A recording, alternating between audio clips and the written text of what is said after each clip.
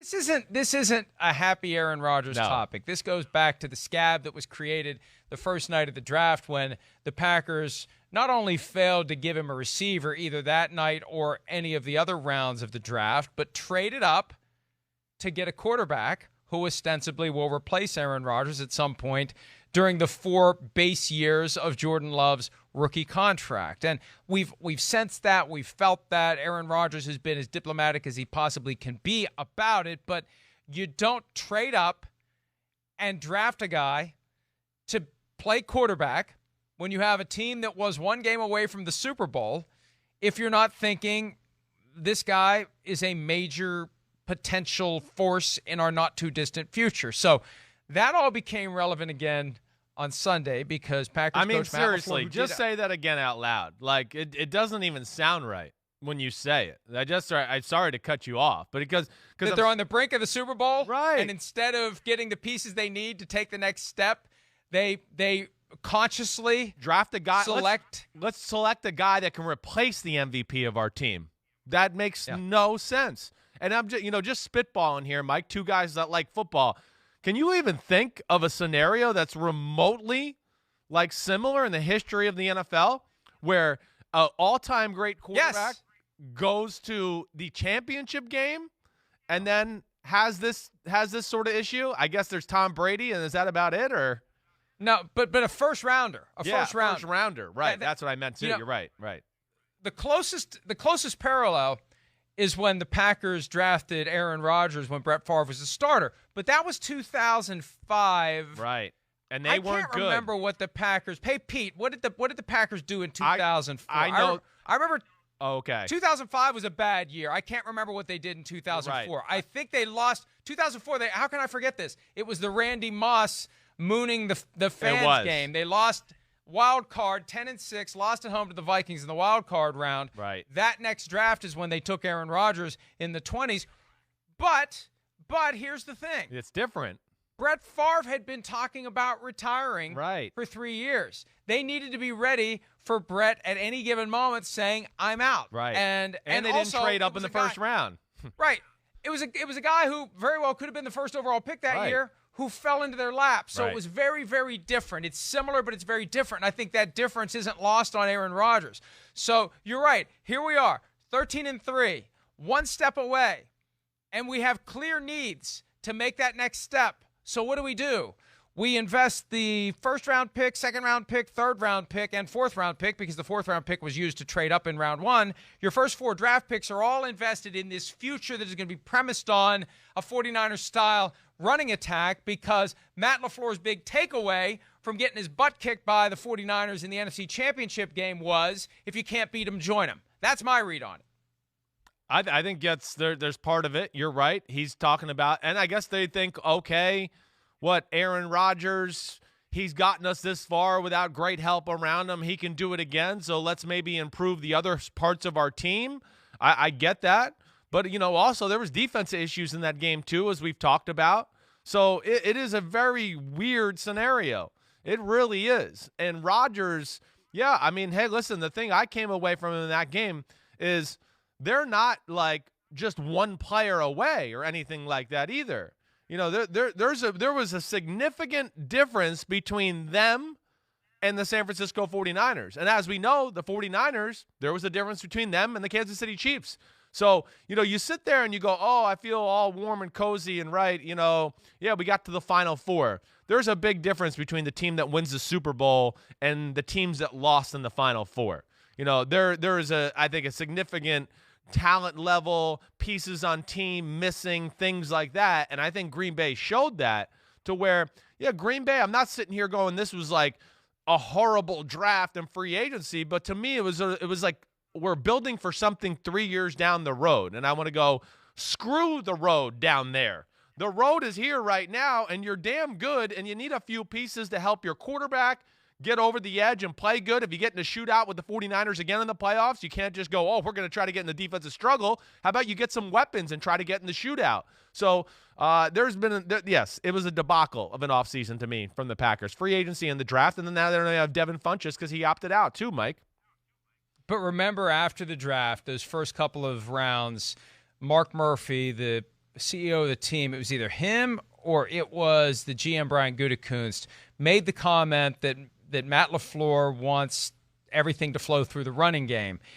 And you look at what the 49ers are doing. And remember, Mike LaFleur is on Kyle Shanahan's staff with the 49ers. And I just think with that running game, remember that was the Bob Greasy game for Jimmy Garoppolo where he threw the ball like 5 times. And it was just run the ball, run the ball, run the ball. Raheem Mostert had a career day. And I think maybe a little shell-shocked by that was Matt LaFleur, recognizing having a high-end passing game isn't going to make a difference for you if your defense can't get off the field, if the other team is controlling the clock. I mean, we need to be ready to do the same thing. We need to be ready to play the same way. So that's where I think at least the seed for what became their draft strategy emerged. That they want to be like the 49ers, that's the key to having a great team, and it was proven out by the way the 49ers played last year. Well, you don't need a gunslinger at quarterback. You just need a great offensive design and a great running game that works against any defense. I know, then why trade up and get the quarterback, though? You know what I mean? That's why I would just throw that to right? It almost doesn't make –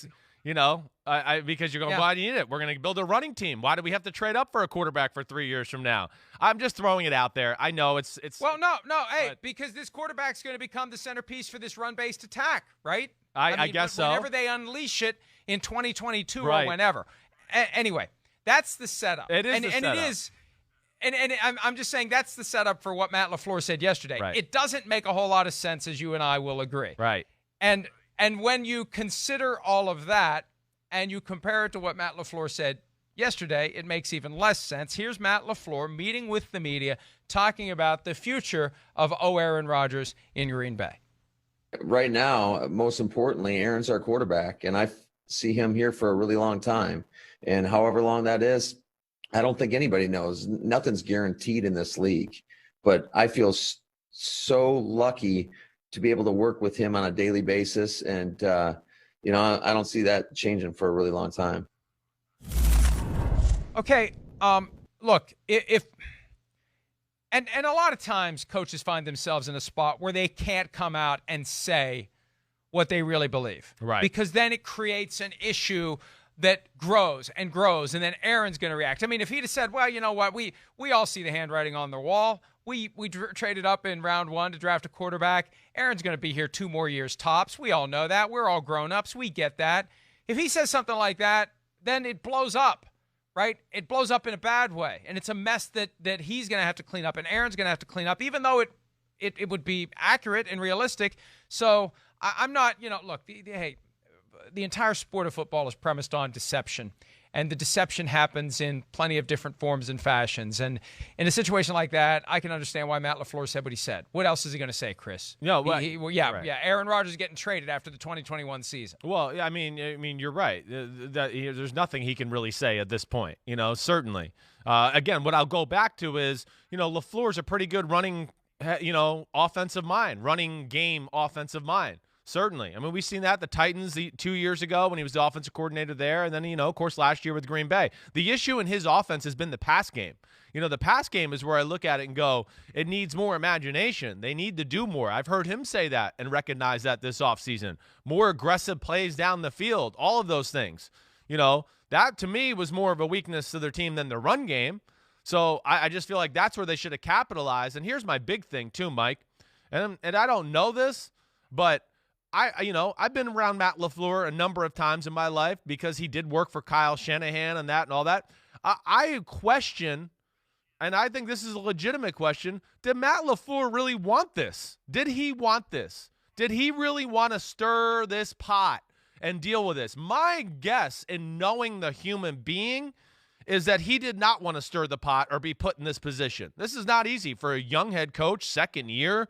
Now he's had to deal with this. I mean, last year he had to deal with Rodgers and LaFleur and the audible thing. Now he's had to deal with, I got to replace Aaron Rodgers? He's like, what the hell? Can I get an easy offseason here in Green Bay? So I do question that too, that if this was just a organizational decision where they kind of just went over Matt LaFleur and said, hey, you don't have the jurisdiction on the draft and free agency like that, and we're going to do what we think is best. And I'm not so sure that's not the case. A year ago at this time, you and I had concerns about what Matt LaFleur was going to do as the head coach of the team, especially because he's walking into a situation with an Aaron Rodgers who could be a handful for a head coach who doesn't know how to handle him, and it all worked out incredibly well. They went 13-3. Matt LaFleur made his bones. He proved that he can get it done. Right. And his reward was, hey, Matt, you did so well with the potential dysfunction in 2019. Right. We're going to crank it all the way up to 15 this year and give you a first-round quarterback that we traded up to get. Good luck with all that. Maybe you can go 14-2. I'd be pissed if I was Matt LaFleur. And look, again, these are things that no one is ever going to come out and say, at least not until there's a Tyler Dunn Bleacher Report article a few years from now that goes all the way down the rabbit hole and tells us exactly what happened. But I feel like the guy at the top of the pyramid, Mark Murphy, the CEO of the team, who is a lot more involved in football now than he ever used to be. When it was Ted Thompson and Mike McCarthy, Mark Murphy just signed the checks and stayed out of the way. Now he's involved. And I think back to the Tyler Dunn article from last year. When Mark Murphy, in the aftermath of that entire mess with the issues between McCarthy and Rodgers and all of the stuff that they denied and some of the stuff they didn't deny, I feel like Murphy liked that. I feel like Murphy thought, you know what, this is going to be the red-hot poker that the team needs this year. And since it worked last year, I can't help but wonder you think he's going to the whether well in on it. some way this is the 2020 version of the red-hot poker. Right? Let's give Aaron Rodgers every reason to be upset and motivated, and then it'll be a good problem. If he gives us 2 more years, as we see the early signs of slippage, which you saw. Definitely. President of the Aaron Rodgers fan club, No doubt. saw it. If you saw it, they saw it. Yep. This is the way to get him to keep sprinting for the carrot over the next 2 seasons. And then, if he has 2 great seasons, we dump him onto some unsuspecting schmuck out there who thinks they're getting Aaron Rodgers at the height of his powers, and they give up way too much, and then they realize, oh, God, that's it. The tread's off the tire. He's done. Well, yeah, I mean, you know, that could be the case. I'm not going to deny any of that. I mean, you know, that's a theoretically makes sense. I get it. Okay, but I also, all right, so theoretically, what if he goes out there and just lights the world on fire the next 2 years? What if this year he's in the MVP conversation, the next year? Good. Okay. What? Well, they're going to trade him? They're going to trade him? Sell high. I mean, that's my point. I know. That's my point.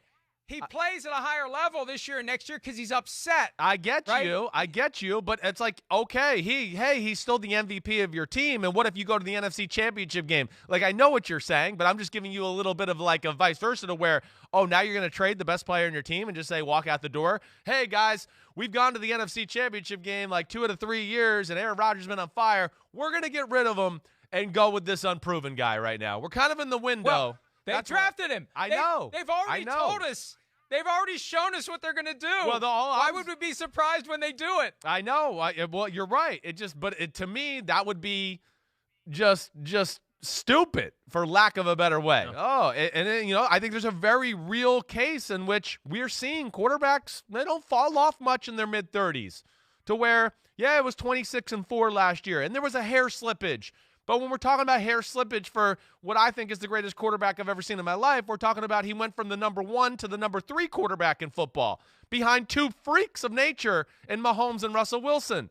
So, you know, what I would just say is Green Bay better be worried, or Mark Murphy better be worried, that hot poker you're talking about, that, you know, Aaron, quick hands, grabs that poker and reverses it and goes, oh, Mark, it's right on your pants now. What do you got to say about that? And that's what I'd be worried about if I'm a Green Bay or in their organization. Think back to 2008. They went to the NFC Championship game. They took the Giants to overtime, and but for a misguided throw by Brett Favre, and we've all seen that still frame. Remember that from 12 years ago with 3 guys open. I think the still frame was a little misleading, but still the point was Brett Favre does a Brett Favre thing and throws an interception in overtime in the NFC Championship game, and they went to him just a few weeks later and said, we got to know right now what you're doing for 2008, knowing that if they pressed him for a decision in February, his answer would be, I'm retiring. Right. So they managed to get rid of him. They went through that ugliness in training camp when he decided he wanted to come back. And then what happened? 3 seasons later, they were holding a trophy. They were holding the trophy with Aaron Rodgers at quarterback. So I just, yeah. Again, all this stuff we're talking about, yes, it seems incomprehensible that they would move on from Aaron Rodgers after the 2021 season, but they've already done the thing that makes us look at it and say that's where it's going. Yeah. Otherwise, what have you done? I mean, it's you do a Jimmy Garoppolo second round quarterback. If it's not a guy that you're eventually going to make, they probably could have got him in the second round.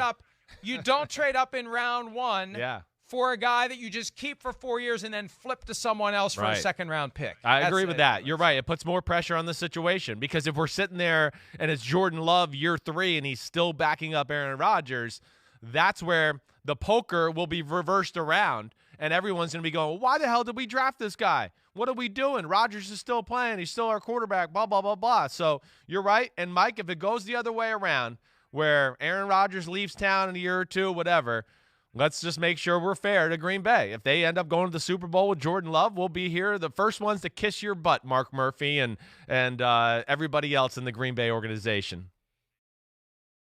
Hi, I'm Mike Tirico, and thanks for watching. Make sure to hit subscribe for the latest news and highlights from NBC Sports.